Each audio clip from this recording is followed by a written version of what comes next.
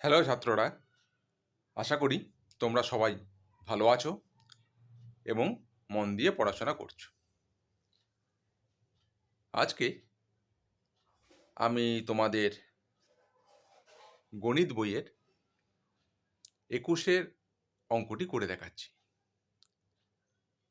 আয়তঘন চ্যাপ্টারটির 21-এর অঙ্ক একটু টাফ অঙ্ক, কিন্তু আশা করি তোমরা এতদিনে অনেকটাই শিখে ফেলেছো এবং বোঝালে বুঝতে পারবে। মন দিয়ে বোঝার চেষ্টা করো। কোশ্চেনটা আমি টুকে দিয়েছি, বইটা খুলে এক্সারসাইজ 4 তোমরা দেখে নাও। প্রথমে আগে ভালো করে প্রশ্নটা পড়বে, খুব ভালো অঙ্ক। কি বলেছে, আমাদের তিনতলা ফ্ল্যাটের 3টি পরিবারে দৈনিক জলের চাহিদা যথাক্রমে 1200 লিটার, 1050 লিটার এবং 950 লিটার। এই চাহিদা মেটানোর পরও চাহিদার 25% জল মজুদ থাকে। মানে ওই চাহিদা তো মিটছেই, তারপরেও 25% জল কি থাকছে, মজুদ থাকছে। এমন ট্যাঙ্ক বসানোর জন্য মাত্র 2.5 মিটার দীর্ঘ এবং 1.6 মিটার চওড়া একটি জায়গা পাওয়া গেছে। ট্যাঙ্কটি কত মিটার গভীর করতে হবে নির্ণয় করো। মানে উচ্চতাটা, গভীর করা মানে উচ্চতা। জায়গাটি যদি প্রস্থের দিকে আরও 4 ডেসিমিটার বেশি হতো তবে ট্যাঙ্কটি কতটা গভীর করতে হতো নির্ণয় করো। তাহলে ভালো করে জিনিসটা বোঝো। তাহলে আমাদের তিনতলা ফ্ল্যাটের 3টি পরিবারের দৈনিক জলের চাহিদা কত? 1200 লিটার, 1050 লিটার এবং 950 লিটার। তাহলে 3টি পরিবারের মোট জলের চাহিদাটা তো কত? মোট জলের চাহিদা বার করে ফেললাম, এগুলো 3টে যোগ করে ফেললাম। এবার ট্যাঙ্কটিতে জল মজুদ থাকে তাহলে কত? 3200 লিটার তো আমরা খরচ করবই, করার পরেও 25% জল 25% জল মজুদ থাকবে। তাহলে 3200-র উপর 25% বার করলাম 800 লিটার। মানে এই 800 লিটারটা কি থাকছে, আরও মজুদ থাকছে। তাহলে টোটাল কত জল ট্যাঙ্কটাতে জল ধরে? কত? 3200 প্লাস 800, 4000 লিটার। এতটা নিশ্চয়ই বুঝতে পেরেছ। আর আমরা কি জানি, 1 লিটার সমান সমান 1 ঘন ডেসিমিটার। 1 লিটার সমান সমান 1 ঘন ডেসিমিটার, এটা আমরা জানি। এটা জেনে রাখবে যে 1 লিটার মানে হচ্ছে 1 ঘন ডেসিমিটার। তা 4000 লিটার সেই ট্যাঙ্কটিতে জল ধরার ক্ষমতা আছে। তা 4000 লিটার মানে কত? 4000 ঘন ডেসিমিটার। এই 4000 ঘন ডেসিমিটারটা কি হয়? তার মানে ট্যাঙ্কটার আয়তন বেরিয়ে গেল। এই জলটা ওই ট্যাঙ্কটার মধ্যে থাকবে। ক্লিয়ার? বুঝতে পেরেছ? এবার দিয়েছে কি, ট্যাঙ্কটির দৈর্ঘ্য দিয়েছে 2.5 মিটার। তো মিটারটাকে কি করলাম, ডেসিমিটারে আনলাম। মিটার থেকে ডেসিমিটার আনতে গেলে 10 দিয়ে গুণ করলাম। ট্যাঙ্কটির চওড়া দিয়েছে কত? 1.6 মিটার, সেটাকেও ডেসিমিটারে আনলাম। আর গভীরতা দেয়নি, গভীরতাটা কিন্তু দেয়নি, তাই জন্য গভীরতাটা কি করলাম, আমরা ধরে নিলাম x ডেসিমিটার। ক্লিয়ার? এতটা নিশ্চয়ই বুঝতে পেরেছ? ভালো করে দেখে নাও। তাহলে ট্যাঙ্কটির আয়তন কত হবে? আয়তনের ফর্মুলা দৈর্ঘ্য গুণ প্রস্থ গুণ উচ্চতা, ঘন একক। দৈর্ঘ্য 25, প্রস্থ 16, উচ্চতা হচ্ছে x আমরা ধরেছি। তাহলে কত হলো? 25 আর 16 গুণ করে 400, 400 x ঘন ডেসিমিটার। বুঝতে পারলে? তা 400 x ঘন ডেসিমিটার সমান সমান কত? 4000 ঘন ডেসিমিটার। এটা হচ্ছে এই এই পরিমাণ জলটা কি কোথায় আছে? ট্যাঙ্কে আছে। আর এটা হচ্ছে ট্যাঙ্কের আয়তন। তাহলে এটা সমান সমান এটা। তাহলে এখান থেকে এক্স এর মানটা বার করলাম। 4400টা গুণে আছে, এবারে কি হয়ে গেল, ভাগ হয়ে গেল। তাই এক্স বেরিয়ে গেল, এক্স এর মান বেরিয়ে গেল 10। তাহলে ট্যাঙ্কটির গভীরতা কত? 10 ডেসিমিটার। এবার 10 ডেসিমিটারকে কি করলাম, মিটারে নিয়ে এলাম। মিটার ডেসিমিটার, 10 দিয়ে ভাগ করলাম, ডেসিমিটার। মেট্রিক পদ্ধতি, এটা তোমরা নিশ্চয়ই জানো, নাহলে কমেন্টসে জানাবে, শিখিয়ে দেবো। তাহলে 1 মিটার। আবার পোস্তের দিকে যদি 4 ডেসিমিটার বেশি হলে পোস্ত তাহলে কত হবে? পোস্ত কত ছিল? 16 ডেসিমিটার। 4 ডেসিমিটার যদি বেশি হয়ে যায় পোস্তের দিক, তাহলে কত হয়ে যাবে? 20 ডেসিমিটার। এটাও ক্লিয়ার হয়ে গেল। তখন তাহলে আয়তন কত হবে? পোস্ত তো বেড়ে গেছে, তখন কি আয়তন হবে? দৈর্ঘ্য তো 25 আছে, পোস্ত এখন কত হয়ে গেছে? 20 হয়ে গেছে। আর উচ্চতা কত আছে? উচ্চতা আছে? নেই। উচ্চতাকে ওয়াই ধরে নেব। একবার এক্স ধরেছি, এবার ওই ওয়াই ধরে নেব। তাহলে 25-এর 20 গুণ করলাম 500, আর উচ্চতাকে ওয়াই ধরে নিলাম, লিখে দিয়েছি। তাহলে প্রশ্নানুসারে কি, সেই ট্যাঙ্কটার জল ধরার ক্ষমতাটা তো সেই 4000 লিটারই, 4000 ঘন ডেসিমিটার বা 4000 লিটার যাই বলো। তাহলে এইটা সমান সমান এইটা, তাহলে ওয়াই সমান সমান কত 8। ট্যাঙ্কটির 8 ডেসিমিটার গভীর করতে হতো।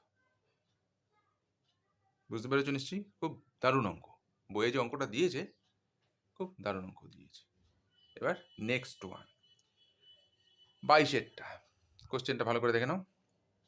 কি বলেছে কোশ্চেনটা? 5 সেন্টিমিটার পুরু, পুরু মানে নিশ্চয়ই বোঝো 5 সেন্টিমিটার পুরু, এটা কিন্তু 5 সেন্টিমিটার পুরু কাঠের তক্তা তৈরি ঢাকনা সহ একটি কাঠের বাক্সের ওজন 115.5 কিগ্রা, কিন্তু চাল ভর্তি বাক্সটির ওজন 880.5 কিগ্রা। বাক্সটির ভেতরের দৈর্ঘ্য ও প্রস্থ দিয়ে দিয়েছে এবং 1 ঘন ডেসিমিটার চালের ওজনও দিয়ে দিয়েছে। কি কি দিয়ে দিয়েছে ভালো করে খেয়াল করবে। বাক্সটির ভেতরের উচ্চতা কত নির্ণয় করো। প্রথমে একটা পার্ট করি। তা ধরি বাক্সটির ভিতরের উচ্চতা কত এক্স ডেসিমিটার, এটা দেয়নি। দৈর্ঘ্য আর প্রস্থ দিয়েছে কিন্তু উচ্চতাটা দেয়নি, তাহলে এক্স ডেসিমিটার ধরে নিলাম। তাহলে বাক্সটির ভেতরের আয়তন তাহলে কত হবে? দৈর্ঘ্য গুণ প্রস্থ গুণ উচ্চতা, ঘন একক। দৈর্ঘ্যের জায়গায় 12 বসালাম, প্রস্থের জায়গায় 8.5 বসালাম, আর উচ্চতা কত ধরলাম? এক্স ধরে নিয়েছি। এটা গুণ করে কত হয়েছে? এটা। তাহলে বাক্সটির চালের ওজন কত? শুধু চালের ওজন দেখো কি দিয়েছিল, কাঠের বাক্সের ওজন দিয়ে দিয়েছিল 115.5 কিগ্রা, আর চাল ভর্তি বাক্সটির ওজন দিয়েছিল 880.5 কিগ্রা। এই চাল ভর্তি বাক্সটির ওজন মানে চাল সমেত বাক্সটির ওজন 880.5 কিগ্রা, আর বাক্সটির ওজন কত? 115.5 কিগ্রা। তাহলে চালের ওজন কত? তাহলে এটা থেকে কি করলাম? এটা বিয়োগ করে দিলাম। এটার মধ্যে কে আছে? চাল আর বাক্স, আর এটার মধ্যে কি আছে? শুধু বাক্স। তাহলে চাল আর বাক্স থেকে যদি বাক্সটা চলে যায় তাহলে কি চাল পড়ে থাকবে, চালের ওজন পেয়ে গেলে তোমরা নিশ্চয়ই। বুঝতে পেরেছো এতটা? তারপরে দেখো দেখো এই জায়গাটা বুঝতে পারলি কিনা। আমরা এটা প্রথমে আয়তনটা বার করেছিলাম ওই দৈর্ঘ্য গুণ প্রস্থ গুণ উচ্চতা ধরে। তাই এত ঘন ডেসিমিটার মানে বাক্সটার ওজন, এই বাক্সটার আয়তন, সরি ওজন না আয়তন। এত ঘন ডেসিমিটার চালের ওজন কত? এত কিটা লিখতেই পারি। আর 1 ঘন ডেসিমিটার চালের ওজন তাহলে কত হবে? বার করলাম। ঠিক আছে, তাহলে ওরা চালের ওজন কিন্তু দিয়ে দিয়েছে 1.5 কিগ্রা। 1 ঘন ডেসিমিটার চালের ওজন ওরা দিয়ে দিয়েছে কত? 1.5 কিগ্রা। তাহলে প্রশ্ন অনুসারে আমরা বলতেই পারি এটা সমান সমান কত? 1.5 কিগ্রা। এই জায়গাটাই বোঝায়। এবার আমরা সমাধান করলাম। 102 এর সাথে 1.5 গুণ করলাম, 765 হলো। এবার কি করলাম? এই 153 হলো, 53x, এটার সাথে এটা গুণ করলাম, আর 765 সাথে এর তলায় কত আছে? কিছু নেই মানে 1 আছে, এটার সাথে এটা গুণ করলাম। তাহলে x সমান সমান কত বেরিয়ে গেল? এটা 5। তাহলে বাক্সটির ভেতরের উচ্চতা কত? 5 ডেসিমিটার। ক্লিয়ার? আবার বাক্সটির বাইরের দৈর্ঘ্য কত বলেছে? কি হবে? বাক্সটির দৈর্ঘ্য কত ছিল? 12, আর বাইরের দৈর্ঘ্য, তাহলে এটা আমরা নিচু ক্লাসে কিন্তু করেছি। 2 দিয়ে কি করতে হয়? পুরোটাকে গুণ করতে হয়। বেড়ে যাচ্ছে 5 সেন্টিমিটার করে, কি হচ্ছে? বাড়ছে। 5 সেন্টিমিটার মানে 0.5 ডেসিমিটার। এখানে দেখবে করে দিয়েছি, সেন্টিমিটার থেকে ডেসিমিটারে নিয়ে চলে গেছি।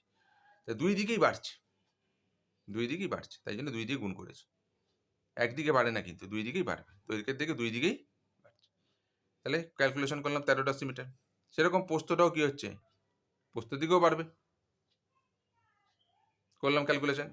তাহলে উচ্চতার দিকেও তো নিশ্চয়ই বাড়বে। উচ্চতা তো পেয়ে গেছিলাম এই যে ক্যালকুলেশন করে সমাধানটা করলাম যে। তাহলে বাক্সটি সমগ্র তলের ক্ষেত্রফল তাহলে কত হবে? সমগ্র তলের ক্ষেত্রফলের ফর্মুলা তোমরা নিশ্চয়ই জানো, 2 × দৈর্ঘ্য প্লাস প্রস্থ, দৈর্ঘ্য গুণ প্রস্থ প্লাস দৈর্ঘ্য গুণ উচ্চতা প্লাস প্রস্থ গুণ উচ্চতা। এবার মানগুলোকে পুট করলাম।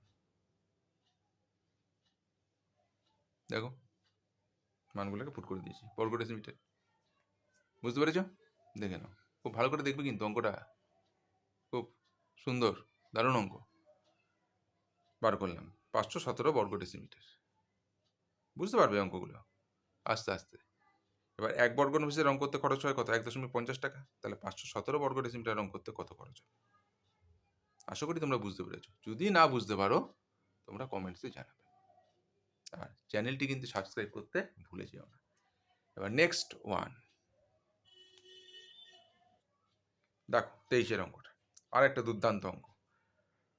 20 মিটার দীর্ঘ এবং 18.5 মিটার চওড়া একটি আয়তঘনাকার পুকুরে 3.2 মিটার গভীর জল আছে। তাহলে দৈর্ঘ্য প্রস্থ উচ্চতা পেয়ে গেছি। তা দৈর্ঘ্য প্রস্থ উচ্চতা পেয়ে গেছি মানে কি? একদম পুকুরের জলের আয়তন বার করে ফেলেছি। দৈর্ঘ্যের জায়গায় মান লিখেছি, প্রস্থের জায়গায় মান লিখেছি, উচ্চতার জায়গায় মান লিখেছি, গুণ করেছি, বেরিয়ে গেছে 1 ঘনমিটার বেরিয়ে গেল। ওখানে একটা ক্লু দিয়েছে 1 ঘনমিটার মানে 1 কিলোমিটার, এটা ক্লু দিয়ে দিয়েছে, প্রশ্নের মধ্যে ক্লু দিয়ে দিয়েছে। তাহলে আমাদের 1184 ঘনমিটার বেরিয়েছিল, তার মানে কি 1184 কিলোমিটার। এবার বলেছে দেখো ঘন্টায় 160 কিলোমিটার জলসেচ করতে পারে এমন একটি পাম্প দিয়ে কতক্ষণে পুকুরটি সমস্ত জলসেচ করা যাবে। তাহলে 160 কিলোমিটার জলসেচ করা যায় কত ঘন্টায়? 1 ঘন্টায়। ওরা বলেই দিয়েছে ক্লুটা। তাহলে 1 কিলোমিটার জলসেচ করা যাবে কত? আর 1184 কিলোমিটার আছে, 1184 ঘনমিটার জলের আয়তন ছিল, তার মানে 1184 কিলোমিটার। তা সেইটাকে জলসেচ করতে হবে, এই পরিমাণ পুকুরের জলটাকে জলসেচ করে বার করে দিতে হবে। তা সেটা করতে কতক্ষণ সময় লাগবে? বার করেছি 7.4 ঘন্টা, মানে 7 ঘন্টা। আর 0.4, এই ঘন্টার 0.4 ঘন্টাটাকে 60 দিয়ে গুণ করেছি, 24 মিনিট বেরিয়ে গেছে। 7 ঘন্টা 24 মিনিট সময় লাগবে, একটা উত্তর বেরিয়ে গেল। এবার বলেছে যে ওই জলটাকে কি করা হবে? অন্য একটা জমিতে ফেলা হবে। তাহলে জমিতে ফেললে নিশ্চয়ই জলের গভীরতা বাড়বে। তো কতটা বাড়বে সেটা বলেনি, তাই জন্য এটাকে এক্স ধরে নিয়েছি। এখানে কিন্তু বোঝার ব্যাপার।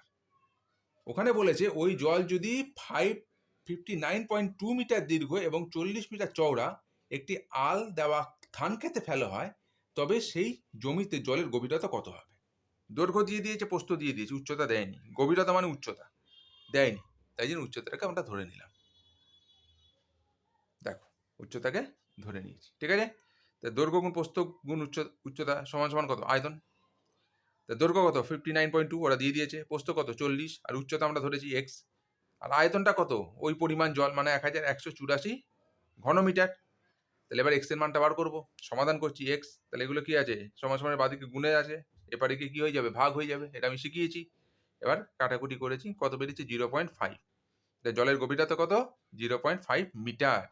তাই মিটারটাকে কি করলাম? 10 দিয়ে গুণ করলাম, ডেসিমিটারে চলে গেল। মিটার ডেসিমিটার, ঠিক আছে। তাহলে জমিতে জলের গভীরতা কত হবে? 5 ঘন ডেসিমিটার। নিশ্চয়ই বুঝতে পেরেছো। আজকে আমি তোমাদের 3খানা অঙ্ক করে দেখলাম, 3টে অঙ্ক ভালো করে প্র্যাকটিস করো। আমি আবারও বলছি, আমাকে 15 মিনিট করে সময় দাও, তোমরা অঙ্কে ভালো ফল করতে পারবে, তোমরা অঙ্ক শিখবে। আজকে তাহলে এই পর্যন্তই। Tata, by.